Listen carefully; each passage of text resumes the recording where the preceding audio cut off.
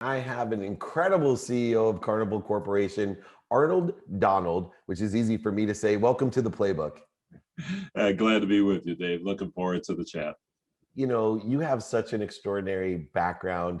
First of all, coming from one of my favorite cities in the world, I went to Tulane Law School. So my daughter went to Tulane. She just graduated early. You're from New Orleans. And so I want to start off because I think a lot of people don't understand the magic and the culture of New Orleans and how that shaped who you were in the imagination portion of what it is, because there is a certain perception of living there. And I don't think people understand that it is empowering to be able to think of all the possibilities and probabilities, even though your circumstances around you may not be that affluent and may not seem as if you have every opportunity in the world. But I think the spirit of New Orleans, as I read through your history, is well ingrained in who Arnold Donald is.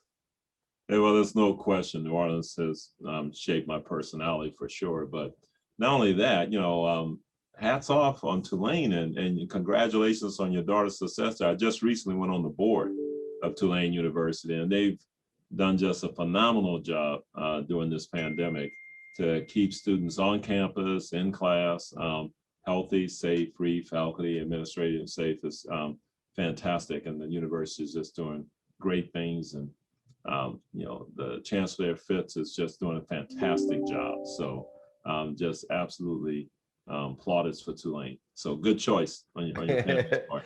But for me, yeah, my background, like you said, I was born, the times make the person doesn't make the times. And I was born during civil rights era or came of age during the civil rights era.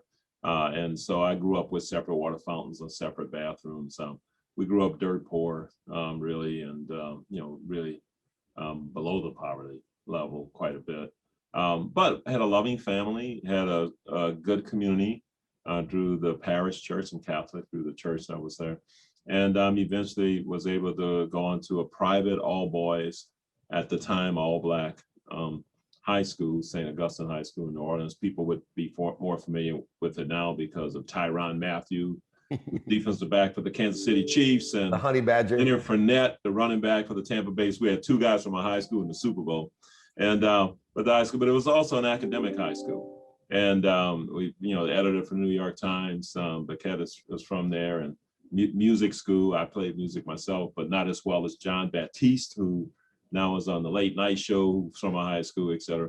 So anyway, I went to this high school, and they told us three times a day the same thing. Gentlemen, prepare yourselves. You're going to run the world. And that sounds like nothing, but at the time when society was telling you, you can't eat here, you can't sit here, you can't go there, you're a second-class citizen, et cetera, to have someone, feeding that into you and then living it, because I grew up at the right time. So my high school is in the African American Museum in Washington, D.C. They went to court in Louisiana to integrate high school sports and to integrate Mardi Gras. So our band was one of the first Black bands to ever march in a Mardi Gras parade. And so I was growing up in that time when things were changing, man was landing on the moon, all that. So I believed I could be anything I wanted to be. And I invested because I had that hope and that aspiration. And so whatever success I've had is a combination of New Orleans itself, and then the high school, and of course, the love and support from my family and many others. It's amazing too. You then move through your, post-high school education, the diversity of that. We both went to similar colleges. I turned down the schools that you turned down to go to Occidental College, but the reason I went is it was the only place that would let me play football. I missed Obama by a couple years. He's a little bit older than I, even though he looks younger. What was your process? With entrepreneurs, they face different challenges, but one that I think is critical in the journey is choosing the right place to be educated. Why did you turn down some of the biggest and best Ivy League schools to go to a school like Carleton? Well, again, I was fortunate to go to St. Augustine, and we all did well. We all got into lots of places, so Yale, Princeton, Stanford, et cetera. But I had decided I was going to be a general manager in a Fortune 50 science-based global company. And I decided that when I was in 11th grade. And so I mapped out a plan to do that. And so and by the way, I had no idea what that was. So obviously somebody brainwashed me. Nobody in my family was in business or whatever. And so anyway, I mapped out a plan, and my plan included, I always said you have to increase the probability of success. So I said, well, eventually I have to go to one of the best business schools in the country. How am I going to get in? I have to differentiate myself. Well, I'll get 2 degrees, okay, undergraduate degrees. That'll differentiate me, all right? So then 2 degrees, where you're going to, well, science-based, I should have an engineering degree or some science degree. But if I want to differentiate myself, I'll do a liberal arts and a science degree. So then, as opposed to doing math, physics, or chemistry, which would have made sense for engineering, I really wanted to differentiate myself. So I did econ. So I majored in econ. And so once I mapped that out, I started looking at colleges and universities. I also had a nomination appointment at West Point, but it was during the Vietnam War era. And so make a long story short, I chose Carleton because I was a bit of a hothead. I was 17 and grown up in New Orleans and pretty full of myself, a 60s wannabe. You know, my brother had been expelled from college his senior year for skunk bombing the administration building, but he's 8 years older than me. And so by the time I came along, you know, most of that was all done. But I'm living the dream. And as I was a bit of a hothead, and I knew I needed to go someplace where I would minimize, you know, the risk of getting myself in trouble. And so Carleton was an academic stalwart of a college, high placement into graduate programs, best graduate programs in the country. Med school, 75% of the juniors that applied to go to med school got in from Carleton. So I knew it was a school with a great reputation. And then I visited, and I liked it, and I loved the place. And when I visited, I met the president of the college. I met the dean of, the chair of the physics department, the chair of the math department, et cetera. And so I felt welcomed and wanted, and I knew they would invest in me. And I thought, Northfield, Minnesota, how much trouble can I get into, you know? And so that was it. I did that. And then at the same time, I hedged my bets because I had gotten into Stanford. And so I negotiated with Stanford. As long as I did well at Carleton, the scholarship they were offering me would be presented to me for engineering school. So I did 3-2 engineering. And that's how I got the 2 undergraduate degrees. But I ended up not going to Stanford for other reasons. But in the end, I went to Washington University instead. But anyway, but that was what happened. But it was really thoughtful at the time. Yeah. It's amazing because I reverse engineered while I went to Tulane Law School because I wanted to make as much money as I could, and they had the leading maritime program with the oil and gas litigation, and I knew I'd be a good litigator, but I still didn't really understand what that was until I got there, and and ended up in sports. But both of our careers as well really have honed into a blend of diversity and innovation. You know, I have run Leigh Steinberg Sports Entertainment, where equality and equity are very big things. We've had the Steinberg Professional Foundation for diversity, and of course with all our clients, and then Warren Moon being my business partner. Even though I'm a middle-aged white male, I'm doing my best to help as best I can, help with diversity and what I call appreciating how we're similar, but also appreciating the differences. I think people don't take both steps. They're in one or two parties, and then how innovation actually can help contribute to the diversity and the appreciation that's necessary. For you, what, number one, is the importance of diversity and innovation? And then two, how are they related or blended for you? Hey, look, in a capitalist society like ours, communities thrive when businesses thrive. You can go to any community where businesses have failed, large businesses have failed. It affects everything, the recreation, the arts, education, it affects everything. So communities thrive when businesses thrive. For businesses to thrive over time, they have to innovate. If they don't innovate, they go out of business, they get acquired, they get, you have to innovate, either in products and services, in processes, and the way you do things, usually in all of those things, and you have to innovate. Innovation, by definition, is thinking outside the box. It's diversity of thinking.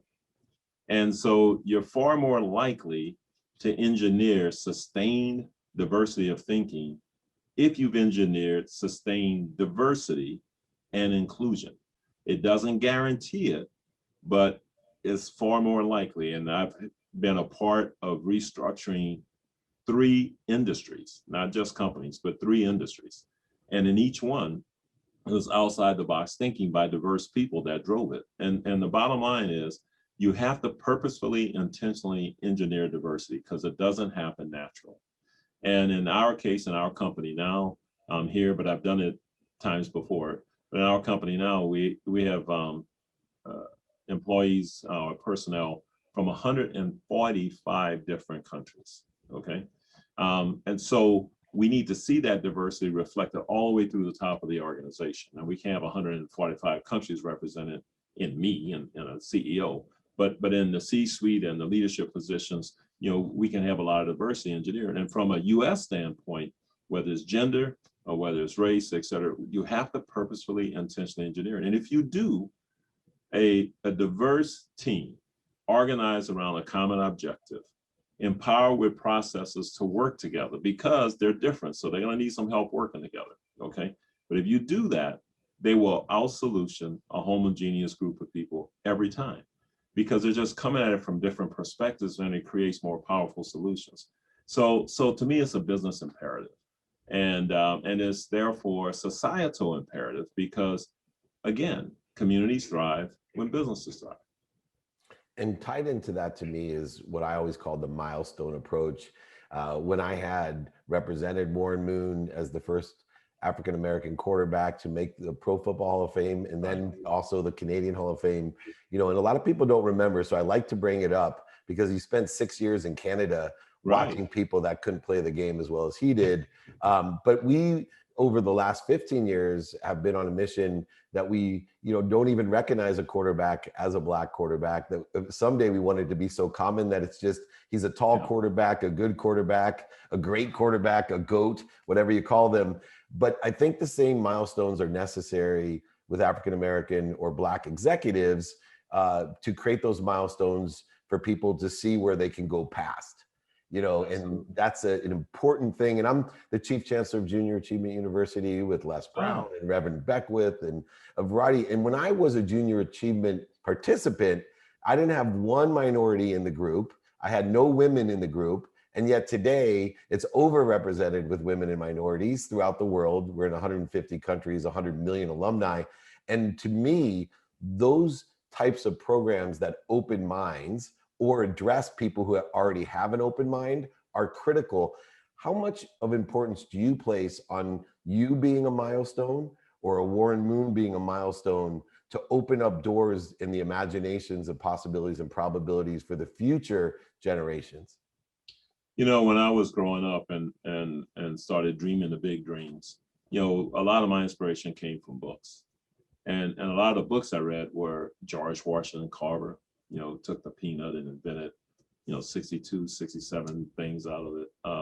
It was Booker T. Washington. It was, and then I started studying, others. And so just having the example of people that had achieved it, had done it is so important. And so I don't hold myself up as a role model or anything, but I'm not blind. I mean, I know as one of the few African-American CEOs in the United States, that a lot of people are paying attention and a lot of young people are going to see that.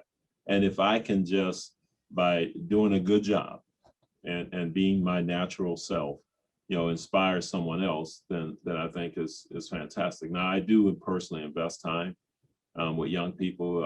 I sponsor scholarships personally at several colleges and universities and stuff.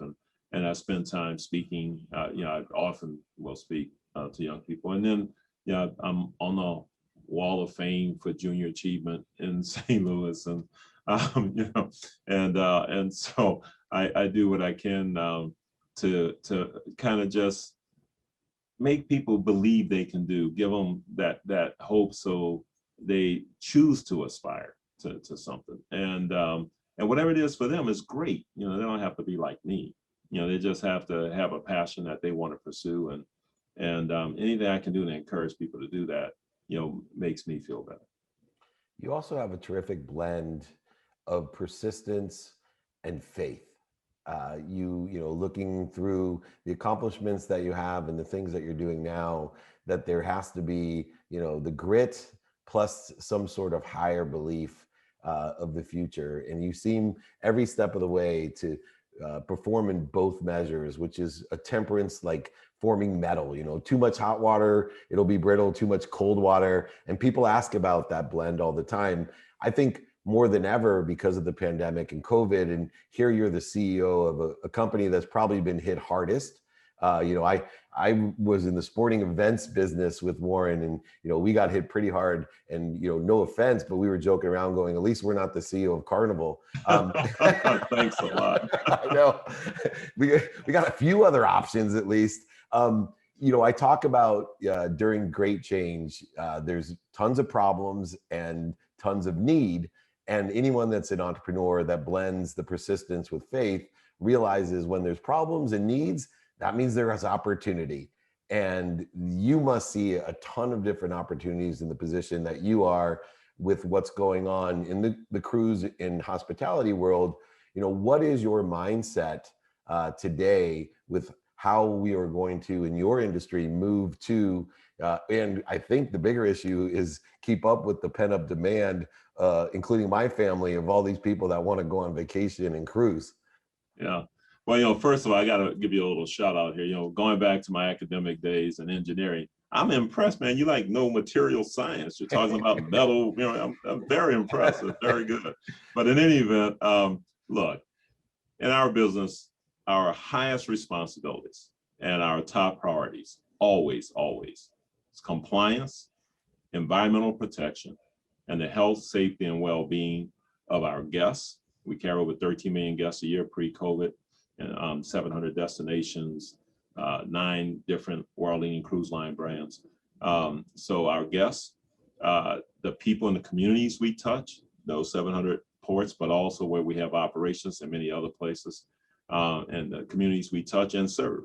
And then our personnel, our family. So our shipboard and shoreside personnel have 150,000 employees, you know, pre-COVID, from 145 countries, like I mentioned to you. So that's our highest responsibility and top priorities always. And that's the foundation we start from. If we do that well, then we have the freedom to operate. And the freedom to operate then gives us the opportunity to do what we do great, which is give people joyful vacation experiences, exceeding guest expectations, which leads to, you know, outstanding shareholder returns. And it's a very simple formula, okay?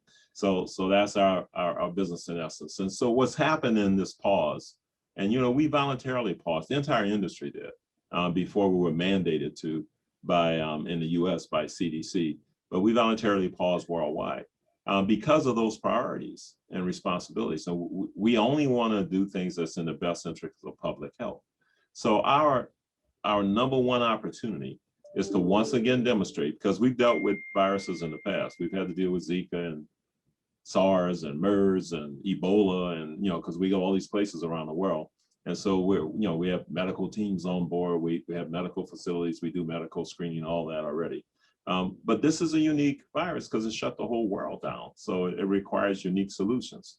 And the biggest opportunity for us to demonstrate once again that worst case scenario, there's no greater risk being on a cruise ship than similar activities shoreside. Our aspiration is to do as we have in the past, where there's less risk of being on a cruise ship than doing similar activities shoreside. And that's our aspiration. And that's the immediate focus, because we have robust demand. We still, if you go out into next year, into 22, our bookings are higher than they were pre-COVID. We got good pricing and so on. We're not doing that through discounting or anything. And so the reality is the demand is out there. There are people who've cruised a lot and they love cruising and they trust and they know we're going to do the right thing.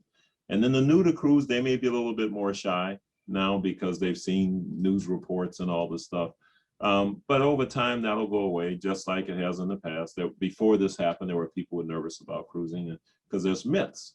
But the people that cruise, that's our best marketing tool, is word of mouth. And so, yeah, there are plenty of opportunities for us.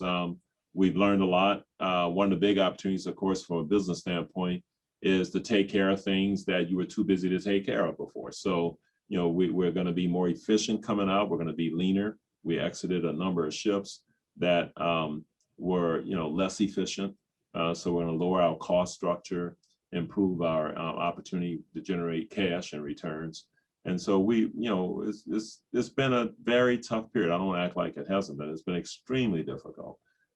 But our team stepped up, and we got the support we needed from our trade partners and vendors and other stakeholders. And we're not through it yet, but we feel like we're moving on the other side, where now we're talking about resuming versus talking about being in a pause or stopping.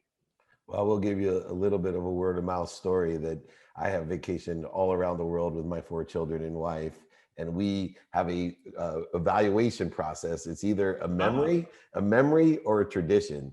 That's the way that we go with vacations, and our Carnival cruises have always been traditions of when we go and how we go. So definitely not falling into the memory category. So we can't wait to continue that tradition with you. Last question real quick. Thank you. I know you can handle it, my friend, but you have won so many different accolades and awards for being a top executive and a minority top executive, a Black African-American top executive. The list is too long to read. I have a question that is a little bit deep, and I can't pass without asking it. It reminds me when I had Deepak Chopra on the show, and I had to ask one selfish question just for my own knowledge. With racism in the United States, what should we, as a white middle-aged male, fairly affluent, powerful, at least influential, what can I do? What can I do to help the cause? Well, you're in a unique position, but I'll say what everyone can do. You, me, all of us. We can start as individuals. I think not just here in the US, but globally, the human race, we need to elevate our standards of social justice. And we can do that on a very individual basis to start with. And if billions of people on the planet did that, we'd be far ahead. And so just individually first, look for that opportunity. If it's just one person, that's great. If it's a community, that's even better. But if it's just one person, look for that opportunity where you can make that personal difference, that you see someone who doesn't quite have the opportunity that they should, or isn't being treated as fairly as they should, or is being judged wrongly by others for superficial reasons, from misunderstanding really of others. And if you just are in a position to help support or to correct a single wrong, it's a powerful thing when we all do it together, one starfish at a time kind of thing. And so just as an individual, you can do that. And now with your platform, you're watched heavily and stuff, the fact you're even talking to me and we're having this conversation. I think, awareness, it all starts with awareness. And we all have biases. I have them. We all have them. And what we have to learn is, I talk to my people constantly because we're a pretty diverse organization, as I mentioned, even at the top. And that's on purpose. And I told them, I said, guys, you think you're so diverse, but when you meet that person who is challenging you and is wearing you out because you're saying they don't get it, they don't fit in our culture, and blah, blah, that's the person that's probably going to be the catalyst for us to do something dramatically different than what we're doing that's going to make us better. And so don't judge people by their tone, their behavior, judge by their intent and their ability to contribute. And if you can honestly do that and accept the other stuff, they don't like golf, whatever. They shout when they talk. They're very terse. I have one of my members of my team was raised in communist East Germany, and for the first few years he never asked a question. Everything was a declaration. Everything. But if you gave him new information, he'd make a different declaration. So he was open-minded. He just his style wasn't to ask a question. And it drove a lot of people nuts. He's too demanding. It's like, no, but he's contributing. So let's learn to work with him, because sometimes the world's not going to change for you, but we in the world can change subtly to accommodate somebody who's different. And that's it. Inclusion is the essence of it, and self-awareness. But if you can do one little thing, you're making a difference. I love it. And thank you so much for your intent, your contribution, being a milestone. You're the Warren Moon of executives to me, my friend. So what an honor to have you here. Warren Moon is like over the moon. So I'm nowhere near that, but it's all good. Or even you, David. I appreciate what you're doing. And thank you. Thank you so much.